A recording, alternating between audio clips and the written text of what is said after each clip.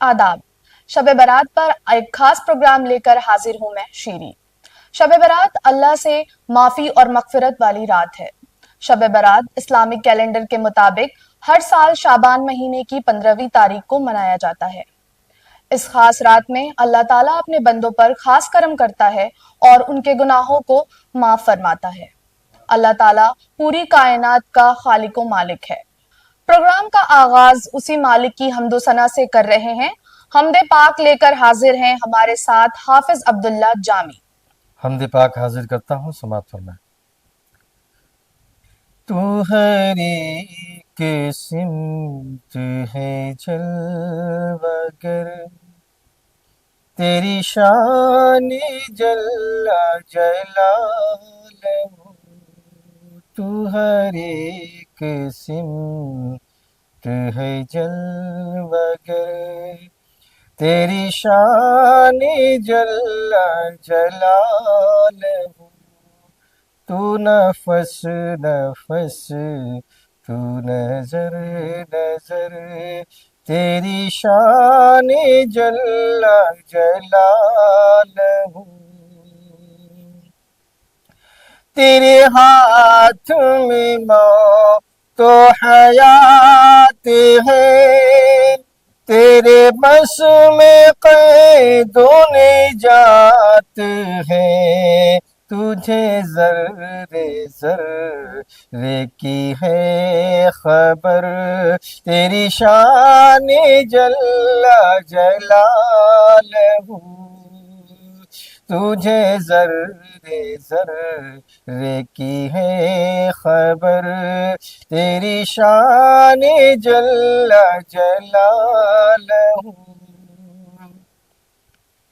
तेरी रहमतों से भरी हुई, तेरी बरकतों से लदी हुई, तेरी रहमतों से भरी हुई, तेरी बरकतों से लदी हुई।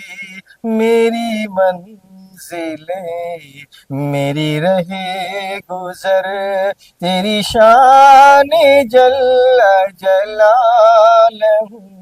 मेरी मंजिलें मेरी रहे गुजर, तेरी शान जल्ला जलालहू। जो जहाने गए वो शहूद है, तेरे आगे सर बासुजूद है। जो जहाने गए वो शहूद है, तेरे आगे सर बासुजूद है। तेरे जिक्र में है हर एक शजर, तेरे जिक्र में है हर एक शजर, तेरी शान जल्ला जलालहू।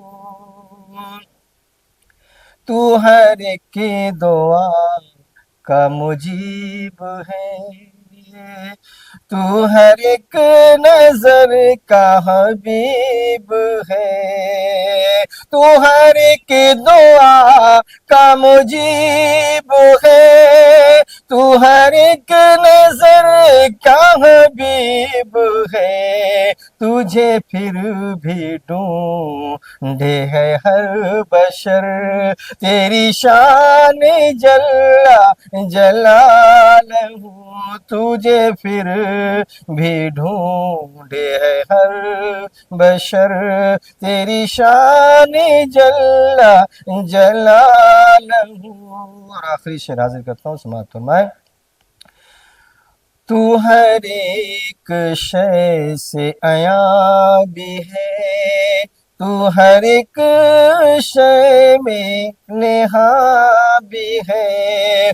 तू हर एक शय से आया भी है, तू हर एक शय में नेहा भी है। तुझे देख सकती है कब नजर, تیری شان جل جلالہ. مقطع کا شعر. میں قلم سے شہر سخن میں اب تیری لکھ کے حمد و ثنا عجب.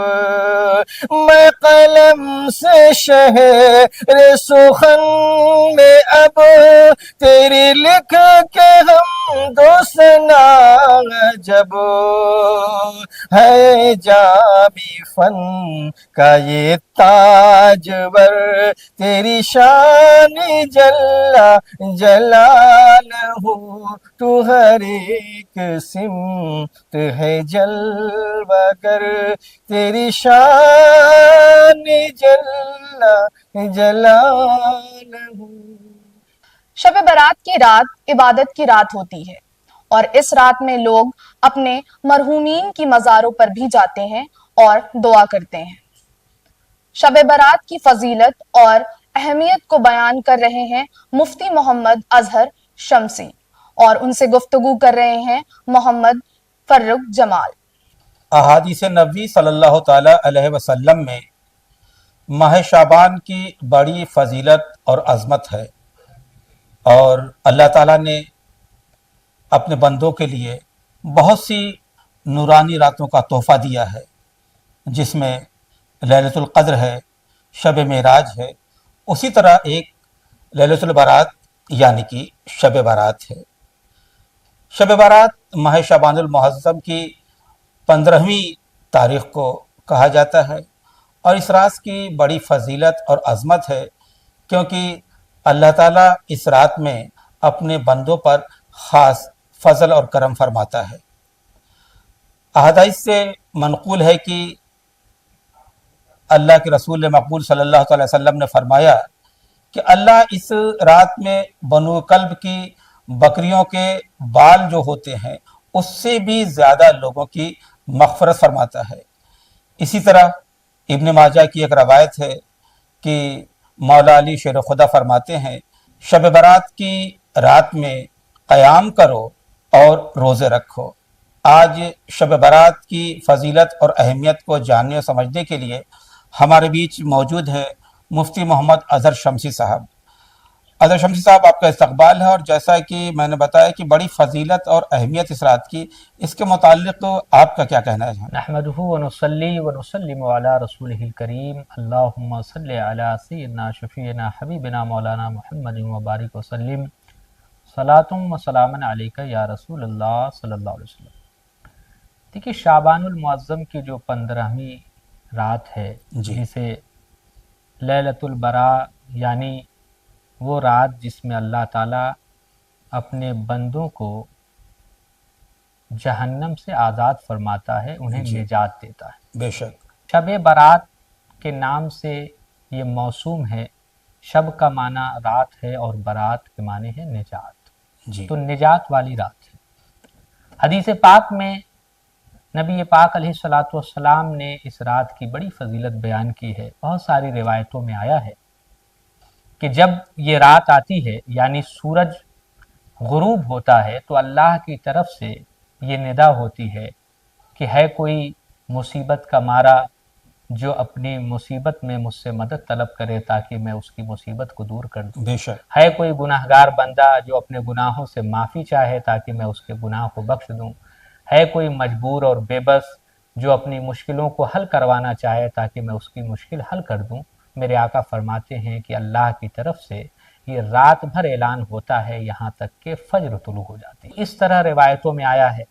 اور حکم ہے کہ رات میں قیام کیا جائے، یعنی قیام کا مطلب رات میں نوافل پڑھے جائیں. اگر لوگوں کی نمازیں قضا ہیں تو وہ لوگ قضائے عمری کا اہتمام کریں، تلاوت قرآن پاک کریں، اوراد و وظائف پڑھیں اور پھر اس کے دن میں روزہ رکھیں. اس طرح بہت ساری روایتیں ہیں اور اس کی بڑی فضیلتیں ہیں، اس کی تفصیل بہت زیادہ ہے.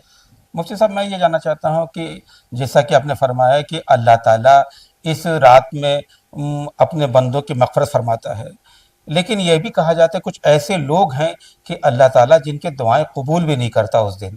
بہت سے گناہگار ایسے ہیں جن کی دعائیں، جیسے لوگوں کا حق مار کے لوگ بیٹھے ہوئے ہوتے ہیں تو کچھ چیزیں جو حقوق العباد سے تعلق رکھتی ہیں جی۔ تو بندہ جب تک معاف نہیں کرتا تب تک رب بھی اسے معاف نہیں کرتا، لیکن باہر کہ بندوں سے معافی مانگ لے اور اس کے بعد رب کی بارگاہ میں التجا کرے تو یقیناً رب تعالیٰ بھی اسے معاف فرما دے گا۔ حضرت عائشہ صدیقہ رضی اللہ تعالیٰ عنہ سے ایک روایت منقول ہے کہ شب برات کی رات تھی، 15ویں شب تھی، اور اس رات سرکار دو جہاں امام الانبیاء حضرت محمد مصطفیٰ صلی اللہ علیہ وسلم کو جب انہوں نے اپنے حجر مبارک میں نہ پایا تو ان کی تلاش میں جنت البقیع تک گئی، تو کیا واقعہ رہا وہ؟ دیکھیے یہ تو روایت عام طور سے لوگوں کو معلوم ہے کہ نبی پاک علیہ الصلاۃ والسلام قبروں کی زیارت کے لیے جاتے تھے۔ جی۔ ابتدائی اسلام میں نبی پاک نے منع فرمایا تھا کہ قبروں کی زیارت مت کرو، لیکن پھر میرے آقا صلی اللہ علیہ وسلم نے فرمایا نہیتکم عن زیارت القبور فزوروہا، کہ ہم نے منع تو کیا تھا تمہیں زیارت قبور سے، لیکن اب تم لوگ جایا کرو۔ اس کے پیچھے کیا وجہ تھی یہ جو ہے محدثین نے اور فقہاء نے لکھی ہیں، لیکن قبروں پر جانا یہ رسول اللہ صلی اللہ تعالیٰ علیہ وسلم کی سنت سے ثابت ہے۔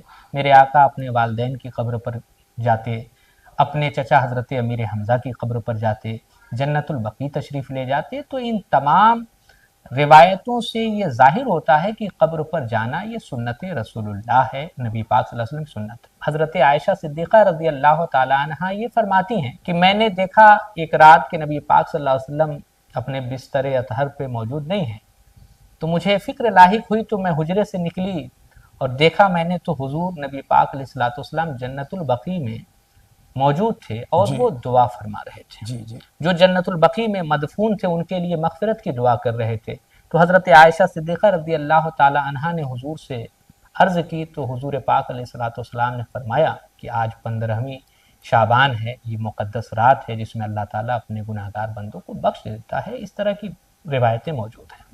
تو یہ مقدس رات ہے جس میں مزارات مقدسہ پر حاضری دینا بھی شرعاً جائز ہے، اس میں کوئی قباحت نہیں ہے۔ اچھا، اس رات کی جو ہے شب برات کی رات کی عبادت ہوتی ہے، بار بار یہ کہا گیا ہے کہ آپ قیام کریں، عبادت کریں، آپ نے بتایا کہ قرآن کی تلاوت کریں، کوئی مخصوص عبادت بھی ہوتی ہے اس رات میں؟ جیسے کئی روایتوں میں نماز نفل کے متعلق آیا ہے کہ نماز نفل اس رات میں ایسی ایسی پڑھی جائے، اتنی رکعات پڑھی جائے، ان میں فلاں فلاں صورتیں پڑھی جائیں، تو وہ تو ہے ہی ہے، لیکن میرا یہ کہنا ہے کہ نوافل سے بہتر یہ ہے کہ آدمی قضائے عمری پڑھے، کیونکہ نفل پڑھنا یہ آپ پر کوئی فرض اور واجب نہیں ہے، پڑھیں گے تو ثواب ملے گا، نہیں پڑھیں گے تو کوئی گناہ نہیں ہے، لیکن جو فرض آپ کی قضا ہو گئی ہے اس قضا کو ادا کرنا یہ آپ کے اوپر ضروری ہے، اس لیے بہتر ہے کہ آپ ان راتوں میں 100 رکعت نماز نفل پڑھنے سے بہتر ہے کہ کم سے کم 10-20 دن کی نماز قضا جو آپ کی ہوئی ہیں وہ پڑھ لیا جائے۔ اور نماز نفل میں لوگ وقت دیتے ہیں، یقیناً بہتر ہے۔ وہ لوگ جو صاحب الترتیب ہیں، جن کی نمازیں قضا نہیں ہیں، وہ لوگ نوافل کا اہتمام کر سکتے ہیں، لیکن جن کے فرائض قضا ہیں تو وہ لوگ بہتر ہے کہ اپنی فرض کی قضا کی ادائیگی کی کوشش کریں۔ جتنی دیر وہ نماز نفل پڑھیں گے اتنی دیر اگر وہ اپنے فرض کی قضا کا جو ہے اعادہ کریں گے تو ایسی صورت میں کتنی نمازیں ان کے ذمے سے ختم ہو جائیں۔ اچھا، اب چلتے چلتے آخری سوال آپ سے یہ ہے، لیلۃ البرات کی جو رات ہوتی ہے عبادت کی رات ہوتی ہے، اور جگہ جگہ یہ آئی کہ ہمیں عبادت کرنی چاہیے، لیکن اکثر یہ دیکھا گیا کہ اس مبارک رات میں بھی بہت سارے لوگ اور خاص طور سے نوجوان بچے جو ہے خرافات میں پڑے رہتے ہیں، تو ان کے لیے کیا پیغام دینا چاہتے ہیں، ان کے لیے کیا مشورہ ہے آپ کا؟ دیکھیے یہ مقدس رات ہے، تمام روایتوں سے ظاہر ہے کہ عظمت والی رات ہے، اور تھوڑی موڑی عظمت نہیں ہے اس رات کی۔ جی۔ لوگ سمجھتے ہیں کہ صرف حدیث پاک میں اس کی فضیلت بیان ہے، نہیں، جی بلکہ قرآن مقدس میں اللہ نے اس رات کی فضیلت بیان کی۔ آپ سورہ دخان اٹھائیں، آیت نمبر 3 میں اللہ تعالیٰ نے فرمایا اِنَّا أَنزَلْنَاهُ فِي لَيْلَةِ الْمُبَارَكَةِ، تو یہاں لیلۃ المبارکہ سے مفسرین لکھتے ہیں، علامہ اسماعیل حقی رحمۃ اللہ علیہ نے تفسیر روح البیان میں لکھا ہوا ہے کہ اس سے مراد شعبان کی 15ویں رات ہے، یعنی شب برات ہے، تو اس کی فضیلت تو قرآن مقدس میں موجود ہے، پھر رسول اللہ صلی اللہ تعالیٰ علیہ وسلم کی احادیث مصطفیٰ میں یہ ساری فضیلتیں موجود ہیں. تو وہ رات جب ہمارے درمیان آئے تو ہمیں کسی بھی طرح کی خرافات میں ملوث نہیں ہونا چاہیے, ہلڑ بازی میں نہیں ملوث ہونا چاہیے, بلکہ اس پوری رات اللہ کی عبادت و ریاضت میں گزارنی چاہیے. آج حالات اتنے برے ہو گئے ہیں کہ لوگ مزارات مقدسہ کا چکر لگانے کے لیے عشاء کے بعد ہی سے لوگ نکل جاتے ہیں. پوری رات جو ہے سڑکوں پر جو ہے ہلڑ بازی ہوتی ہے, لوگ بائک نچاتے ہیں. یہ سب خرافاتیں ہیں جن سے اللہ ناراض ہوتا ہے. تو اس رات, یہ جب رات آئے تو ہمیں اس میں عبادت و ریاضت کا حکم ہوا ہے, تو ہمیں عبادت و ریاضت کرنا چاہیے. اور رات کے آخری حصے میں جو آپ کے جو ہے محلے کے قریب قبرستان ہے, کوئی بزرگ کی مزار ہے, تو وہاں پر آپ حاضری دیں, فاتحہ پڑھیں, تو یہ آپ کے لیے بہتر ہے. بہت بہت شکریہ جناب مفتی اظہر شمسی صاحب. اور یقیناً یہ رات بڑی مبارک رات ہے. اللہ تعالیٰ نے جو ہے اگر آپ کو یہ رات عنایت فرمائی ہے تو شب برات کی رات میں آپ اپنے مرحومین کی مزارات پر زیارت کے لیے, فاتحہ خوانی کے لیے ضرور جائیں. لیکن اس بات کا خیال رکھیں کہ آپ کے کسی بھی انداز سے, آپ کے کسی بھی کام سے دوسروں کو کوئی نقصان نہ ہو, اور خرافات سے آپ بچے رہیں. امید ہے کہ شب برات پہ یہ خصوصی پیشکش آپ سبھی کو پسند آئی ہوگی. اب شیری کو دیجیے اجازت. دیکھتے رہیے ایفیڈیوٹ لائیو. شکریہ.